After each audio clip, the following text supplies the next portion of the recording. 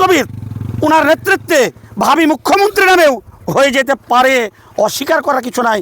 বর্তমান পরিস্থিতি পশ্চিমবাংলার মাটিতে এমন ডামাডোল বাজার চলছে।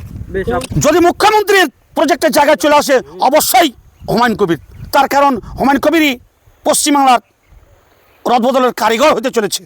26 সালে কি হুমায়ুন কবির মুখ্যমন্ত্রী হিসেবে দেখতে চাইছেন? হ্যাঁ, সেটা নিরপেক্ষ দৃষ্টিভঙ্গিতে ভাবা যেতে পারে যে হুমায়ুন কবির আগামী দিনের মুখ্যমন্ত্রী হতে চলেছে একথা আশা করা যেতে পারে নিরপেক্ষ দৃষ্টিভঙ্গিতে। যেহেতু ওনার কমিটিতে জাতি ধর্ম বর্ণ নির্বিশেষে সমস্ত স্তরের মানুষ ওনার সঙ্গে সমত প্রকাশ করছেন, যার ফলে অস্বীকার করার জায়গা নেই। গঠন করাতে এটা আমাদের ভাবনার মধ্যে এসছে। হুমায়ুন কবির ওনার নেতৃত্বে যে দল গঠন হবে সেই দলের পক্ষে আমাদের সম্ভাবনা সিপিআইএম থেকে শুরু করে ভারতীয় জাতীয় কংগ্রেস থেকে শুরু করে সেকুলার ফ্রন্ট যত সংগঠন আছে সকলেই সর্বসম্মতিক্রমে সমর্থন করে সরকার গঠনে আসবে এই বিশ্বাসটা আমাদের আছে। নওশাদ সিদ্দিকের সঙ্গে জোট হওয়ার সম্ভাবনা, যেটা সংবাদ মাধ্যমে শুনছি, হুমায়ুন কবির সাহেবের মুখ থেকেও শুনছি, জোট হওয়ার সম্ভাবনা 100%। 3000 কথাটা আদৌ সঠিক নয়।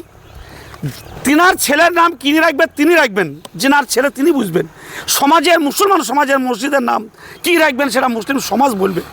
এতে তাদের ঐতিহাসিক ভুল বলছেন, তো আশা করব আর তারা বলবে না। যদি তারা বলে তাদের ঐতিহাসিক ভুল হবে, তাদের নিজেরাই নিজেদেরকে দুঃখ প্রকাশ করতে বাধ্য থাকবে। দিন দিন তারা বুঝতে পারছে যে এই বাবরি মসজিদ মুর্শিদাবাদের গৌরব নয়, এটা ইসলাম ধর্মের গৌরব নয়, এটা গোটা ভারতবাসীর গৌরব। যেহেতু আইন লঙ্ঘন করেছিল 1992 সালে 6 ডিসেম্বর, সেই আইন লঙ্ঘনকারীর বিরুদ্ধে গোটা ভারতবর্ষের বুকে বাবরি মসজিদ হতে চলেছে। সেটা মুর্শিদাবাদের মাটিতে রেজিনগর থানার অন্তর্গত ছেতিনি মরাদিগের মাঠে। এতে কোথাও জাতি ধর্ম বর্ণ নির্বিশেষে দল বল নির্বিশেষে কারো বাধা নেই। হাইকোর্টের পারমিশন অনুযায়ী হচ্ছে, হাইকোর্ট পাস দিয়েছে, কোথাও অসুবিধার জায়গা নেই। যারা বলছে তারা ভুল বলছে। এখন দেখুন, বিজেপি ক্ষমতায় আসার কোনো প্রশ্নই আসে না। এই মাটি সোনার বাংলা, এই মাটি পশ্চিম বাংলা, এই পশ্চিম বাংলার মানুষ, এই পশ্চিম বাংলা থেকে গোটা ভারতবর্ষ পরিচালনা হয়েছে দীর্ঘদিন ধরে। তারা ইতিহাস ভুলে গেছে, তারা মুঘল সাম্রাজ্যের ইতিহাস পড়েনি, তারা নবাব সিরাজদৌল্লার ইতিহাস পড়েনি, পড়লেও তারা ভুল ব্যাখ্যা করেছে, অপব্যাখ্যা করেছে। তাই বলতে চাই সেই সমস্ত নেতৃত্বদেরকে পশ্চিমবাংলার স্বপ্ন তাদের দেখা ভুল হবে।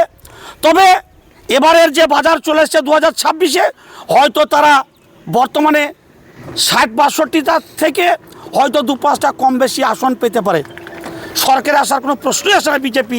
এবং বিজেপি এবং তৃণমূল দুজনেই ধাক্কা খাবে যা মনে হচ্ছে। যেটা আমাদের যেটা নিরপেক্ষ দৃষ্টিভঙ্গিতে যেটা ভাবছি, এটা উভয় পক্ষই ধাক্কা খাবে।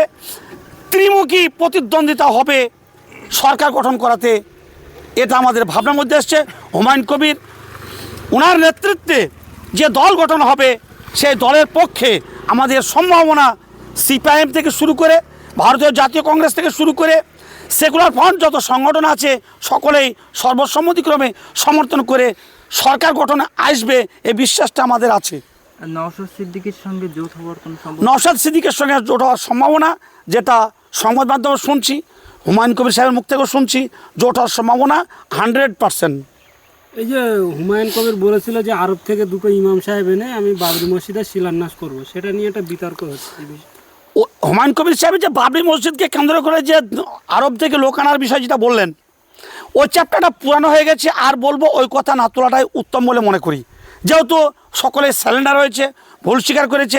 এটাও সত্য কথা যে অত অল্প টাইমের মধ্যে কি করে আরব থেকে লোক আসে বলুন তো? ভিসার ব্যাপার আছে, পারমিশনের ব্যাপার আছে, সরকার প্রজেক্টের বিষয়। ওগুলা যেহেতু হাইকোর্টে কেস চলছিল, 24 ঘন্টা আগে হাইকোর্ট অর্ডার দিয়েছে, তারপরে 100% প্রস্তুতি নেওয়া হয়েছে। আগে তো হুমায়ুন কবির সাহেবের কথা বলা হয়েছিল যে করবেন, উনি জেদ করেছিলেন। কিন্তু আরব থেকে লোক তো জেদ করে আসতে পারে না, যার ফলে পুরানো কথা না তোলাটাই উত্তম বলে মনে করি। এক্ষেত্রে আব্বাস সিদ্দিকিও নাকি ইনভাইট করেছে। আব্বাস সিদ্দিকি বলছে আমার কোনো রকম ইনভাইট করেনি, তারপরেও প্রচার করে। দেখুন, ওই বিষয়গুলো নিয়ে আমি আলোচনা করতে চাচ্ছি না।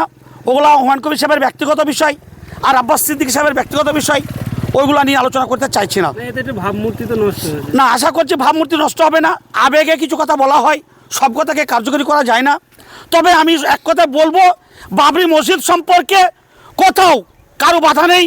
আজ যে সমস্ত নেতৃত্ব, আমাদের জমিয়তুল উলামা হিন্দের সেক্রেটারি সিদ্দিকুল্লাহ চৌধুরী সাহেব বর্তমানে রানিং মন্ত্রী রাজ্য সরকারের, উনিও যে কথা বলছেন, আশা করব সিদ্দিকুল্লাহ চৌধুরী সাহেবকে আপনাদের মাধ্যমে খবর পৌঁছে দিতে চাই যে দেখুন, আর মসজিদকে কেন্দ্র করে কোনো দ্বিমত নেই, সেকুলার ফ্রন্টকে কেন্দ্র করে কোনো দ্বিমত নেই। সিদ্দিকুল্লাহ চৌধুরী সাহেবের কাছে আমাদের বলে দিতে চাই আপনাদের মাধ্যমে যে দেখুন, নিরপেক্ষ দৃষ্টিভঙ্গিতে আপনি থাকুন, আপনি জমায়েত আলমী হিন্দের নেতৃত্ব এটা ভুলে যাবেন না, কোনো সরকারের কাছে কোনো সংগঠনের কাছে মাথা বিক্রি করবেন না, নিরপেক্ষ দৃষ্টিভঙ্গিতে চোখ কান খুলে চলাফেরা করুন, আশা করব সার্বিক উন্নয়ন হবে, এ কথা বলতে চাই। এই নতুন দল হুমায়ুন কবির ঘোষণা করবে, মানুষের কাছে এই এলাকায় কতটা প্রভাব ফেলবে এবং মানুষের সাড়া কেমন পাবে? হুমায়ুন কবির সাহেবের নেতৃত্বে যে নতুন দল গঠন হবে, এই দলে আমাদের বিশ্বাস মনে হচ্ছে যে মানুষের মনে জায়গা করে নিয়েছেন। এখন হুমায়ুন কবিরের চেহারাটা ব্র্যান্ড হয়ে গেল, হুমায়ুন কবির নামে এটা ব্র্যান্ড হয়ে গেল গোটা পশ্চিমবাংলা মুসলমান সমাজের কাছে। অর্থাৎ ওনার সংগঠনের নাম দেখার পরে আরও বলা যাবে অন্যান্য সম্প্রদায়ের মানুষও থাকছে, এ কথা আমার কানে এসেছে। তবে হুমায়ুন কবির সাহেবের সংগঠনের পক্ষে মানুষ সমর্থন করবে মনে হচ্ছে যেন। গতকাল আমরা দেখলাম যে প্রস্তুতি সভাতে বিধায়ক হুমায়ুন কবির সাহেব তিনি বললেন যে শওকত মোল্লার এলাকা থেকে সেখান থেকে ফোন আসছে বারংবার যে ওখানে প্রার্থী দেওয়ার কথা তারা জানাচ্ছেন, তিনি কি সেখানে প্রার্থী দেবেন? দেখুন, না দেওয়ার কোনো প্রশ্নই আসে না। যদি সংগঠনের পক্ষে যদি কিছু হ্যাবিয়েট ব্যক্তিরা যদি আসে, নিশ্চিত প্রার্থী দিতেই পারে। তো হুমায়ুন কবির সাহেবের কাছে বিভিন্ন এলাকা থেকে বিধানসভায় টিকিট নেওয়ার জন্য দল গঠন করার আগেই কিছু কিছু মানুষ আসতে শুরু করেছে, এ কথা বিভিন্ন মাধ্যমে পাচ্ছি খবর। কিন্তু ভাঙড়ের বিধায়ক তো শওকত মোল্লা, তিনি তো একজন প্রভাবশালী নেতা, সেখানে কি যে প্রার্থী দিলে জেতার কোনো আশঙ্কা আছে? উনি বলেছে, রাজ্যের মুখ্যমন্ত্রী যেনাকে আমরা বলে থাকতাম মামাটি মানুষের নেত্রী, রাজ্যের মুখ্যমন্ত্রী পশ্চিমবঙ্গের অগ্নিকন্যা মমতা বন্দ্যোপাধ্যায় যেনাকে বলে থাকতাম, তিনার বিরুদ্ধেও প্রার্থী ঘোষণা করা হচ্ছে। এমনকি যিনি বিরোধী দলনেতা, যিনি শুভেন্দু অধিকারী, তেনার বিরুদ্ধেও প্রার্থী ঘোষণা করা হচ্ছে। যার ফলে আর হ্যাবিয়েট বলতে আর পশ্চিমবাংলার মাটিতে কে থাকবে সেটা কিছু আসে যায় না। আমরা দেখতে পাচ্ছি যে বিজেপি থেকে এবং তৃণমূল থেকে একাধিক নেতারা তারা দল ঘোষণার আগেই জয়েন করছেন। শওকত মোল্লা যদি আসে আপনারা কি নেবেন, অ্যাকসেপ্ট করবেন কি? সেটা আমি তো ওই দলের মূল দায়িত্ব নই, ওটা হুমায়ুন কবির সাহেবের বিষয়। তবে যখন নতুন সংগঠন করবে তখন তার সঙ্গে কেউ আসতে পারে। আপনার কথা শুনে একটা গুরুত্বপূর্ণ পয়েন্ট চলে আসলো ব্রেনে। যখন এই তৃণমূল সরকারটা গঠন হয়েছিল, খুব গুরুত্বপূর্ণ পয়েন্ট, যে তৃণমূল নেতৃত্বে 1998 সালে 1 জানুয়ারি এই মমতা বন্দ্যোপাধ্যায়ের নেতৃত্বে যখন একটা তৃণমূল কংগ্রেসের দলটা গঠন হয়েছিল, সেটা সোমেন মিত্রর বিরুদ্ধে, ভারতীয় জাতীয় কংগ্রেসের বিরুদ্ধে মমতা বন্দ্যোপাধ্যায়ের নেতৃত্বে তৃণমূল গঠনটা হয়েছিল। তা সেই সোমেন মিত্র আবার দলে যোগ দিয়েছিল তৃণমূলের কাছে, যার বিরুদ্ধে দল গঠন করলেন মমতা বন্দ্যোপাধ্যায়, তার কাছে আবার আসতে বাধ্য হলো। তার স্ত্রী শিখা মিত্র বিধায়ক হয়েছিলেন, সোমেন মিত্র সাংসদ হয়েছিলেন।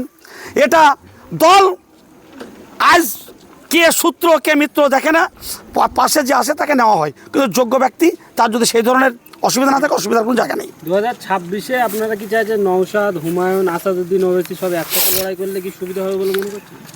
আপনার যে প্রশ্ন, একসঙ্গে করলে ভালো হবে, এটা আমার রাজনৈতিক জীবনের অভিজ্ঞতায়।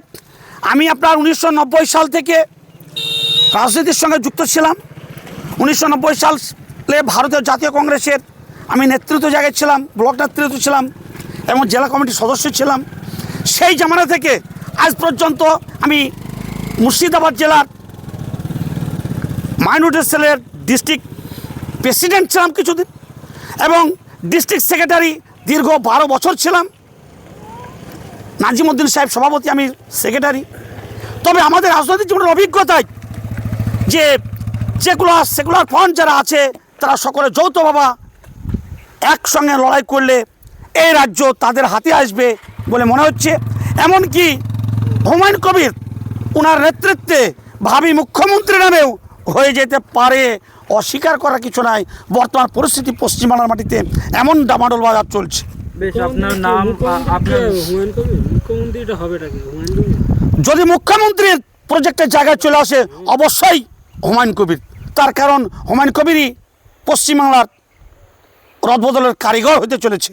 তাহলে 26 সালে কি হুমায়ুন কবির মুখ্যমন্ত্রী হিসেবে দেখতে চাইছেন আপনারা? হ্যাঁ, সেটা নিরপেক্ষ দৃষ্টিভঙ্গিতে ভাবা যেতে পারে যে হুমায়ুন কবির আগামী দিনের মুখ্যমন্ত্রী হতে চলেছে এ কথা আশা করা যেতে পারে নিরপেক্ষ দৃষ্টিভঙ্গিতে, যেহেতু ওনার কমিটিতে জাতি ধর্ম বর্ণ নির্বিশেষে সমস্ত স্তরের মানুষ ওনার সঙ্গে সমত প্রকাশ করছেন, যার ফলে অস্বীকার করার জায়গা নেই। আমি নাজিবুর রহমান, আমি জনকল্যাণ মডার্ন মিশনের সম্পাদক ও কর্ণধার। জনকল্যাণমূলক কাজের সঙ্গে সর্বদাই থাকি, মানুষের পাশেই থাকি। আমি নাজিবুর রহমান, রেজিনগর, মুর্শিদাবাদ।